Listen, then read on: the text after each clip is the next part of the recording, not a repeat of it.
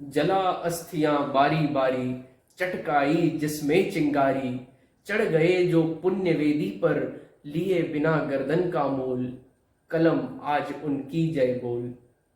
अंधा चका चौंध का मारा, क्या जाने इतिहास बेचारा, साखी है उनकी महिमा के, सूर्य चंद्र भूगोल खगोल, कलम आज उनकी जय बोल। दरअसल इन्हीं पंक्तियों के रचयिता के लिए ये लाइनें कितनी सटीक हैं, उनके लिए जिनके लिए हिंदी साहित्य जगत की यह कलम हमेशा जय जयकार बोलती रहेगी। पिछले माह ऋत्विक स्पीक्स का ये जो चैनल है, हमने इसकी शुरुआत की थी और इसकी शुरुआत हुई थी रश्मि रथी की के तृतीय सर्ग की एक श्रृंखला के साथ, जिसको आप सभी ने खूब प्रेम दिया, काफी सराहना की और इसी से मुझे काफी प्रोत्साहन भी मिला। रश्मि रथी कविता के रचयिता राष्ट्र कवि श्री रामधारी सिंह दिनकर मेरे लिए हिंदी साहित्य के प्रति एक रुचि को जागृत करने वाले वो कवि हैं और साथ ही साथ इस चैनल के प्रेरणा स्रोत भी हैं। तो आइए उनकी जयंती पर, उनके जन्म दिवस पर, दिनकर दिवस पर आप सभी को मेरा नमस्कार और ऋत्विक स्पीक्स में पुनः स्वागत।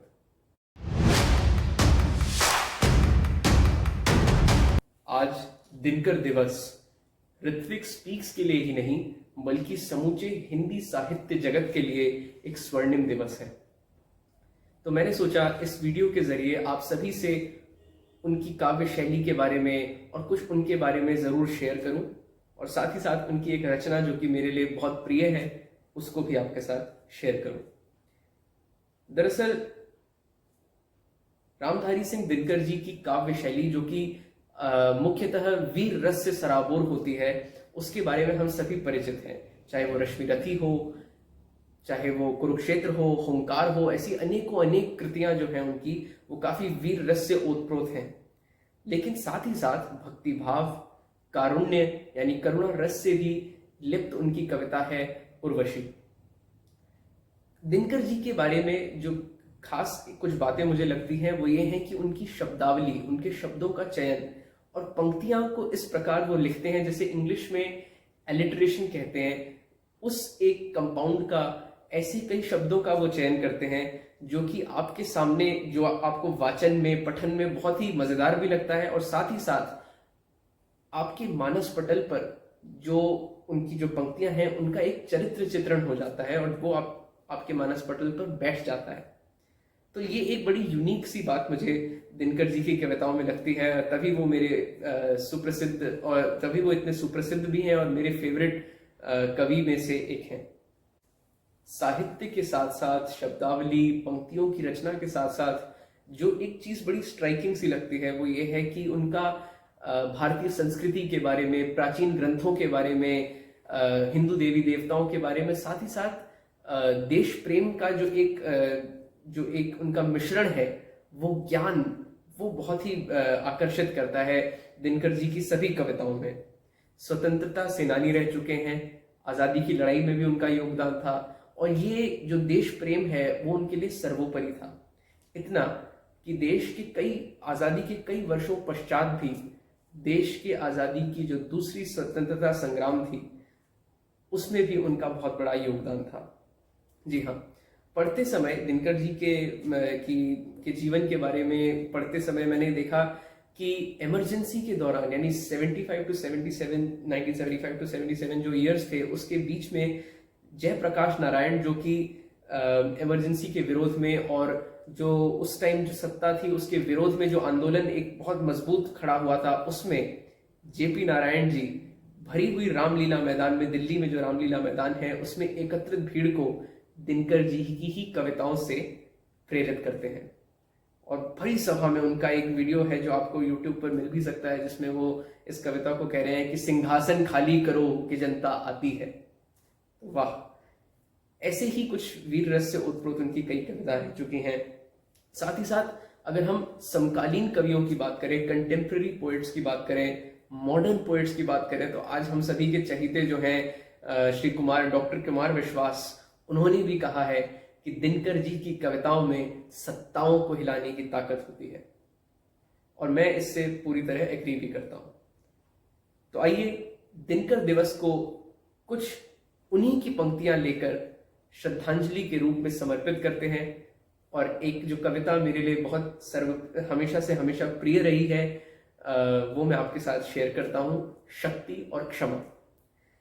ये कविता मेरे लिए इसलिए बहुत ज्यादा महत्व रखती है क्योंकि ये मेरी स्कूल के टाइम पे मैंने अपनी क्लास में सबसे पहले जब दिनकर जी से मेरा परिचय हुआ था तो यही कविता मैंने पढ़ी थी। और आज भी कई बार जीवन में ये इस कविता की कई पंक्तियां मुझे याद आती हैं। तो मैंने सोचा इसी से आपके साथ दिनकर दिवस को मनाया जाए। शक्ति और क्षमा, थोड़ा सा इस कविता के बारे में बताऊंगा। शक्ति और क्षमा दो विपरीत अर्थ वाले शब्द प्रतीत होते हैं हम सभी को।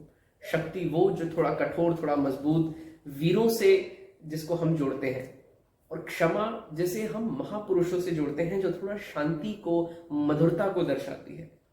तो देखने में ये दोनों शब्द जो है वो विपरीत अर्थ वाले हैं, लेकिन दिनकर जी तो दिनकर जी हैं। उन्होंने इन विपरीत अर्थों वाले शब्द को या विपरीत से प्रतीत होने वाले शब्दों को भी समानांतर और समकक्ष रखकर कहा है कि एक महापुरुष में, एक वीर पुरुष में ये दोनों ही गुण उपस्थित होने चाहिए, तभी वो सच्चा वीर कहला सकता है।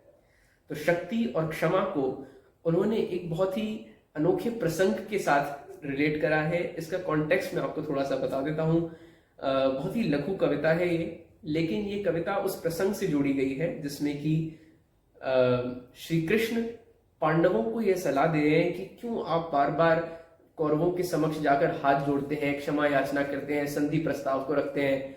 जो कुटिल बुद्धि होते हैं, जिनकी बुद्धि केवल रण के क्षेत्र में ही लगी रहती है, जो केवल बल का प्रयोग करना जानते हैं, उनके सामने बार बार शांति का प्रस्ताव रखना भी विफल होता है, क्योंकि वो आपके बल के प्रदर्शन को ही समझ सकते हैं। जो बलवान व्यक्ति होता है उसे बल से ही थोड़ा सा चकित करा जा सकता है। तो उन्होंने श्री राम का भी एक इसमें उदाहरण दिया है, वो हम इस कविता में देखेंगे। तो आइए शक्ति और क्षमा, दिनकर जी की यह सुप्रसिद्ध कविता आप सभी के साथ मैं शेयर करता हूं। क्षमा दया तप त्याग मनोबल सबका लिया सहारा, पर नर व्याघ्र सुयोधन तुमसे कहो कहां कब हारा। क्षमाशील हो रिपु समक्ष तुम हुए विनत जित नाही, दुष्ट कौरवों ने तुमको कायर समझा उतना ही। अत्याचार सहन करने का कुफल यही होता है, पौरुष का आतंक मनुज कोमल होकर खोता है। क्षमा शोभती उस भुजंग को जिसके पास गरल हो, उसको क्या जो दंतहीन विषरहित विनीत सरल हो। 3 दिवस तक पंथ मांगते रघुपति सिंधु किनारे, बैठे पढ़ते रहे छंद अनुनय के प्यारे प्यारे। उत्तर में जब एक नाद भी उठा नहीं सागर से, उठी अधीर धधक पौरुष की आग राम के शर से। सिंधु देह धर त्राही त्राही करता आ गिरा शरण में, चरण पूज दासता ग्रहण की बंधा मूल बंधन में। सच पूछो तो शर्मे ही बसती है दीप्ति विनय की, संधि वचन संपूज्य उसी का जिसमें हो शक्ति विजय की। सहनशीलता क्षमा दया को तभी पूजता जग है, बल का दर्प चमकता उसके ऊपर जब जगमग है।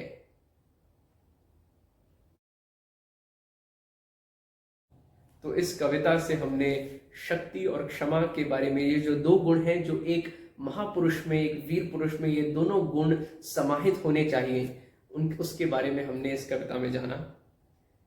और रामधारी सिंह दिनकर जी राष्ट्र कवि जो हैं, जिन्हें ज्ञानपीठ पुरस्कार, साहित्य अकादमी पुरस्कार, पद्म भूषण जैसे कई अनेकों अनेक पुरस्कारों से सम्मानित किया गया है, उनको हम उन्हीं की कविता के साथ श्रद्धा सुमन अर्पित करते हैं।